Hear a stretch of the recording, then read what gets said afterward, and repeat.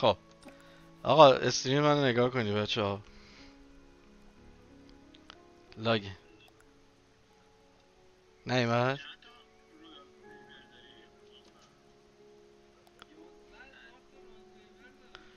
بله بله. خب نگاه کن آقا جان، اولین چیزی که لازم داریم خب اینه که یه 7 تا مثلا ماهی خوب تو دست و بالتون باشه. خب این از این. بعد میای چی میخری؟ میای گزینه بعدی که میخوای بخری یه دونه تلپورت. حالا رو هر سیتی که هومت هست. ما الان رو کپیتال میخوایم این کارو کنیم. یه دونه میخریم کنار خودمون، برمیداریم میایم اینجا. میخوایم چیکار کنیم؟ داستان چیه؟ بریم آقا توی مپ من به شما نشون میدم. ببین این جاهای مپ، این که رنگش یه مقداری فرق میکنه بین این سه این ور هستش و با 4 بالا پایین، اینا رو نگاه کنی اینا همه سه. اگه داخلشون برید، اینا رو خودتون داخلش بودید دیدید سه.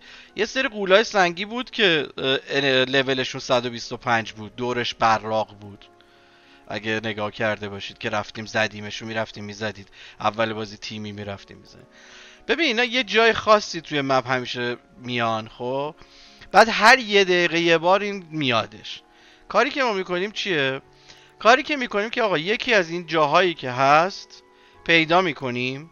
خب میریم کنارش با فاصله مثلا چه میدونم یه چیز فاصله کوتاهی که خود ببینی، یه تلپورت درست میکنی، میری اون قوله رو میزنی تنهایی. بعد از اینکه زدی ریوارداتو بر میداری. اکثریت 70% به بالا به شما آرتیفکت میده.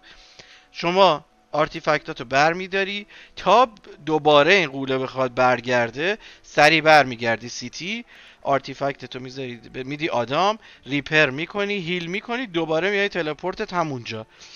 دیگه تلپورت داری، همون تلپورت میای همونجا، دوباره این اومده بیرون میزنیش، همین روند رو انجام میدی. ببین روزانه به اندازه 10,000 تا رویال فیور شما میتونی اینجوری با 160 تا انرژی به دست بیاری. خیلی راحت. حالا من میرم براتون انجام میدم نگاه کنید.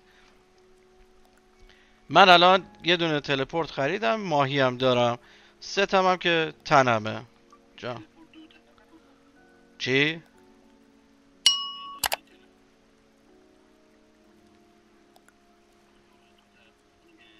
آره آره. الان بهت میگم چه جوری. ببین من این تلپورت رو خریدم، حالا میخوام برم مثلا توی نقشه این همه مثلا ما با همه جا هستا، همه جا. ببین مثلا نه یه دونه. ببین الان مثلا اینجا میادش. خب اینجا این قوله میاد، اینجا این قوله میاد، نمیدونم اینجا هستش که دوباره بیاد، اینجاها هست، همه جای مپه. حالا مثلا من میخوام بیام مثلا اینجا میدونم که همیشه هست. میخوام برم اونجا، میرم کجا؟ کمپ گیلین وود رو میرم مکسون، کمپ آف گیلین وود، تلپورت میکنم، سریع پا میشم میرم اونجا. دفعه اولش یه ذره انرژی تو مصرف میشه دیگه، چون میخوایم برید اونجا. دفعه های بعدی انرژی خیلی خیلی کمی استفاده میکنید. همین. داستان اینه که باید اولا که توی تایمای بازی کنی که کمتر پلیر باشه. دو اینکه مثلا دو تا نکته داره توی این قضیه، اینه که شما اسکاتت همیشه باید باز باشه، ببینی که چه خبره دور و بر خود. قبلش نگاه کن که رد تو مپ هست یا نه. ببین الان رد دور هیچ جای مپ نیست این اطراف. ردا نگاه کن اینجا. وقتی که رد میشه، دیروز یکم مشکلاتی که ما داشتیم اگه یادتون باشه با بچه‌ها رفتیم، این بود که مثلا علی رد شده بود و ما همه مپ ما رو میدیدن. یعنی قشنگ میدونستن که آقا یه نفر هست که اینجا رد شده، بریم سراغش. اوکی. یا فرار کنید. این مسئله بود که مثلا ما دیروز داشتیم. حالا رد میبینی که نیست، بس یکم اوضاع اوکی تره. ببین الان اینجا دور و بر خودم دارم با اسکات میبینم. ای چرا تلپورت میکنه؟ ای نبی حواسم. مپ هم که اینجوری دارم میبینم که آقا اینجا هیچ خبری مثلا هست نیست. الان میرم اون جایی که مثلا بهتون گفتم. بذار من اینو زوم اوت کنم ببینم دقیقا کجام. اوکی. ببین من الان میام اینجا میخوام. ببین الان من اینجا اسکاتو میذارم، نگاه کن. اینجا قول اومده. خب الان این قول لولش پایینه. توی اینجا این قول هست. یا ورد تو عوض کن، چک کن، یا بگرد یه قول دیگه پیدا کن، یعنی که لولش 125 باشه. این لولش 125 نیست، اما من اینو انجام میدم که فقط ببینید که چجوریه. این ببین این هم 125 چرا. حالا انجام میدم، بعد براتون نشون میدم که چجوری ما چیز کنیم. ببین اینا رو من فعال میکنم سریع. چرا آها وپن هم اوکی شد. اینجا هم که مال وپنتونه که اسپشیال اتک میزنی روش، اسپشیال اتک رو میده، ازش مانا کم میکنه، اسپشیال اتک میده. حواستون باشه همیشه اچ پی تون اوکی باشه. حالا این داره میزنه، من هیچ کاری ندارم، نیازی نیست که چیز. سفر بزرگ میکنم که حواسم به دور و بر خودم باشه که آقا اگه کسی خواست بیاد دوباره از اسکات بیام بیرون، سریع برم تو تلپورتم. یکی از نکاتی بود که خیلی مهمه براتون. داره این میزنه، شما میتونی هیلتو استفاده کنی. من ماهیمو میتونم استفاده کنم، میتونم این در واقع اسکیلام هم استفاده کنم، پس نیازی نیستش که من بخوام چیز کنم. چی داره؟ کی داره منو میزنه؟ نمیدونم. این چیز زد گوره. ببین الان آرتیفکت داد، دیدی؟ 2 تا هم بهم داده، 2 تا آرتیفکت داد. یه دونه این بالا افتاده این پشت. حالا بگیرتش، من نمیدونم چجوری بگیره. گرفت. ببین یه آرتیفکت لول 2 داده، یه دونه لول 1. حالا میام چیکار میکنم؟ من اینجا تلپورتم قرار میدم.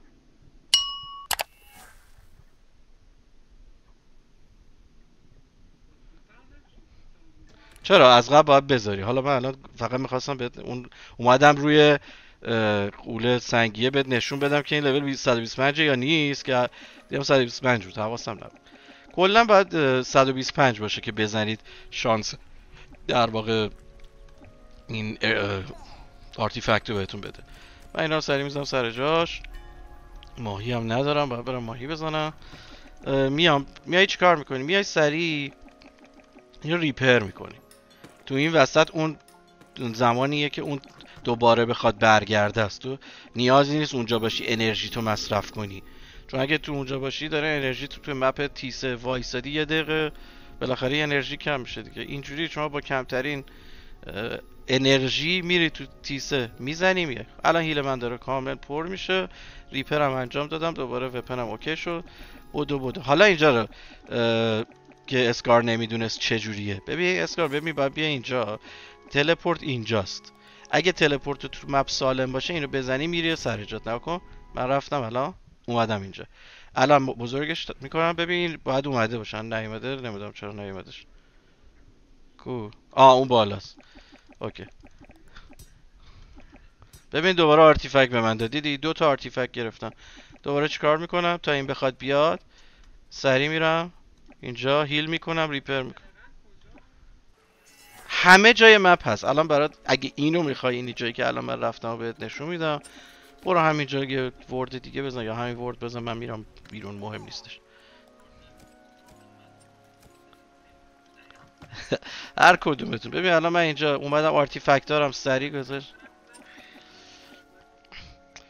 خب اینا رو 10 تا 20 تا یه جا دیگه تو الان داری تون انجام میدی دیگه. ببین الان مثلا من این وقتی که دارم میذارم و انجام میدم، یه اون نیم ساعت 1 ساعت میذارم، همه رو میذارم میام میذارم، خیلی عددی کم نمیشه روی تعداد توی نیم ساعت و 1 ساعت.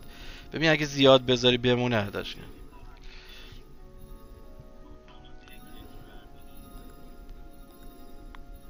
ببین 2 نفری مثلا با لول پایین میتونید اینو انجام بدید یا تست یاد بگیرید. الان من میرم نگاه کن، اگه کسی نزده باشه. چرا من میام زودتر برگردم؟ برای که یه موقع یکی بزنه اینو یکی بزنه من تعطیلم. کجا بود؟ آخ این فعال شد. من اینو بزنم قبل از اینکه برم سراغ اون، اینو بزنم. خیلی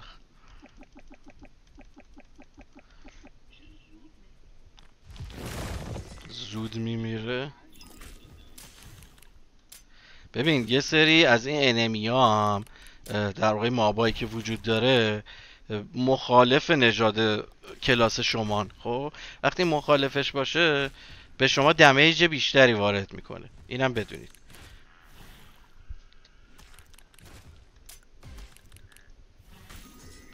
یه دونه اتک، یکی دیگه دوباره. تمام. اینو بزنم تو نکشته ما رو. الان این مثلا مخالف منه، دمیج که به من میده زیاده، دمیجی هم که من به اون میدم زیاده. یعنی دیدی من چرا زودتر کشتمش؟ برای که اون میجه، من میج نیستم، اما اون میتونه دمیج زیادی من به قوله. دیدی این همه به من زد، دمیج من اونقدر کم نشد چون برای که جفتمون یک کلاس بودیم. اما این سری زد کلی هم من چیز کرد. یه دونه تی 2 داده، تی 3 داده. ببین تی 4 هم بهتون میده بعضی موقع.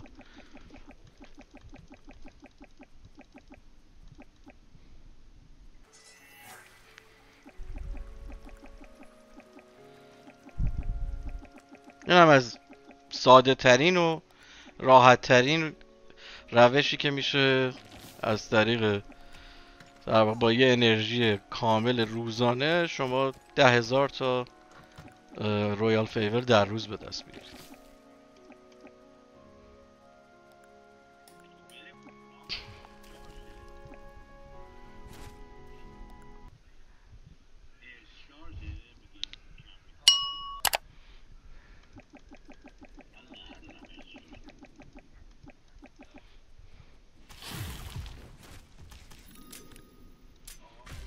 جونه دارم.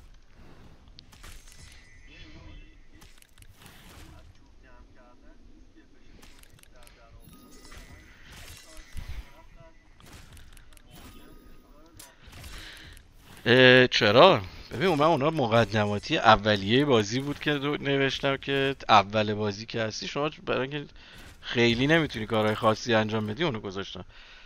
آخر اون ویدیو من نگاه کنید توضیح دادم که روش های بیشتری رو براتون. یکی از همین روش ها همین چیزی که الان داری انجام میدی، یعنی با یه تیر دو نشونه. ببین الان شما اومدی داری آرتیفکت به دست میاری، درسته؟ آرتیفکت ها این سیزن به شما سیلور میده. سیزن پیش ما همچین چیزی نداشتیم که بخواد سیلور درست حسابی بده.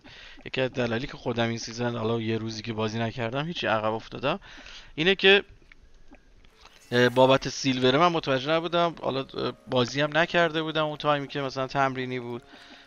شما سیلور به دست میاری. الان مثلا من بذار الان به نشون بدم، استریم میکنم ببین چقدر سیلور اینجا برای ما در میاد سر این آرتیفکت هایی که من همین الان گرفتم، چون آرتیفکت قبلیش زده بودم. استریم من نگاه کن.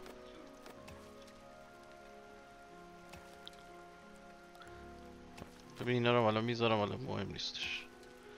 ببین من الان رفتم یه چند تا زدم، یه سری به من آرتیفکت داده. خب میخوام ببینم چه پولی به من میده. روش کلیک میکنم، اکسپتش هم میکنم اینجا.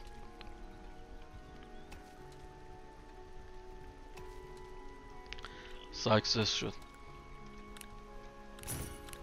ببین 28,000 تا به من سیلور داد. خب یعنی یه تیر دونشون شده دیگه، قشنگ یه تیر دونشون شد.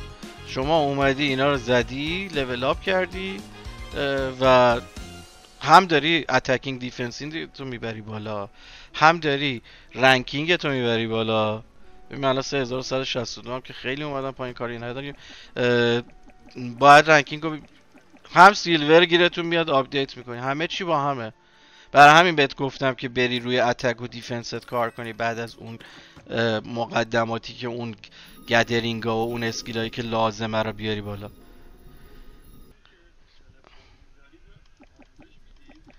یه دونه ویدیو درست میکنم میذارم باش. چشم. آره داخل اون قشنگ توضیح میدم که چجوری شما میتونید. اینم یکی دیگه شه. ببین باز همین روش های دیگه هم داره ها. ببین روش دیگه ای که هست، حالا چند تا این الان مابی که داریم میزنیم لول 125 با توجه به لولیه که من دارم میتونم این راحت بزنم. میام مثلا بر اساس لول های مختلف باید اینو پیدا کنم که من 103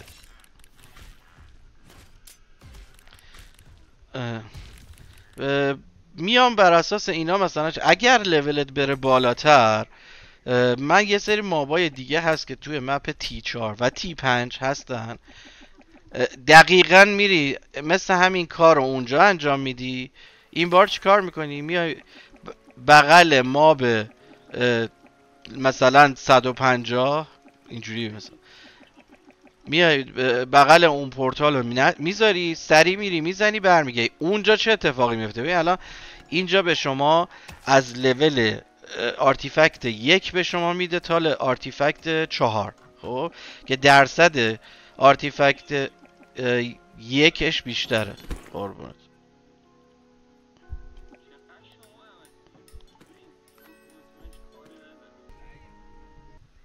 آره سرور لگ و این حرف هست. حالا داستان چیه؟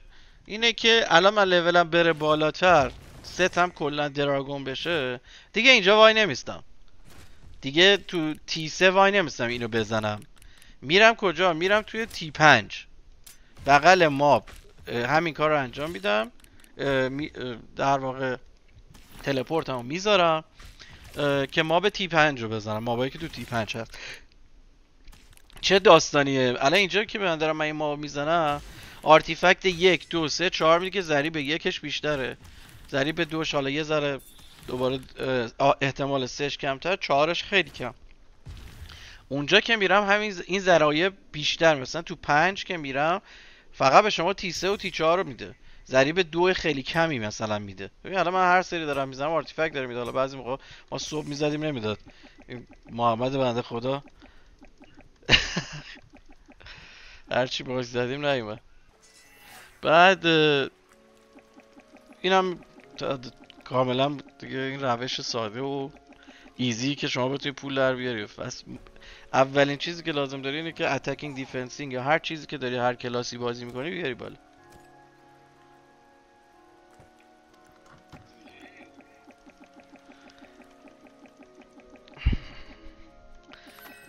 یا باید بعد ماهی نیازتونه ها. ببین ماهی رو تنهایی خودتون نباید برید بگیرید، یعنی اکانت اصلیتون نباید ماهی بگیره. الان مثلا فرض کنم من یه اکانت دوم دارم ماهیگیریش رو میارم بالا میفرستم، چون دیشب درست کردم دیگه دقت که میارمش میبرم میذارم ماهیگیری میکنه برام که بتونم اکانت اصلیمو درست کنم. یا اینکه یه روش دیگه که مثلا هست اینه که اینایی که اکانت هایی مثلا هستن که مثلا میخواد بره بخوابه، مثلا محمد یه پیشنهاد خود جالبی داد، زمانی که میخوایم بریم بخوابیم بریم اونایی که داره ماهی میگیره رو بزنیم بکشیم، ماهیاشون رو میگیریم اینجوری، چون اکثرا همه لختن با یه ضربه میمیرن، برای اینکه بگشون پر نشه لخت میرن، میزنی و میگیری بعدش هم میبندی و میری میخوابی، 4 ساعت بعد هم میای رد در اومدی. این یه روش ماهی به دست آوردن. یه روش دیگه هم اینه که از بازار بخری. بازم اگر این روش در واقع به دست آوردن آرتیفکت رو داشته باشه که سیلور به شما بده، اون روش رو ساپورت میکنه.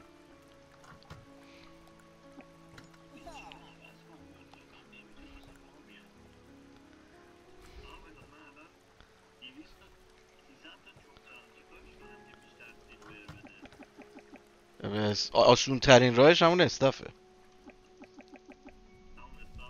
آره آره، چون 200 تا داره ازت میخره. ببین اون 180 تا سوده. حالا ببین پول بیشتر میخوای در بیاری، چوبو ول کن برو سراغ ساختن کیف. کیف بکپک.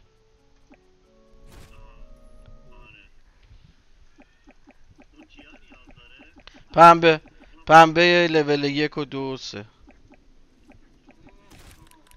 آره حالا تو با اصلا پنبه 1 و 2 بزن فقط، بکپک لول پایین درست کن.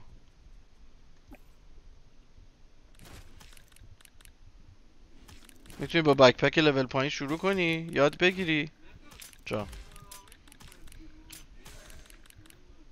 باش. بس بزن این یه دقیقه صبر کن من اینو بزنم. اوکی امید یه دقیقه صبر کن.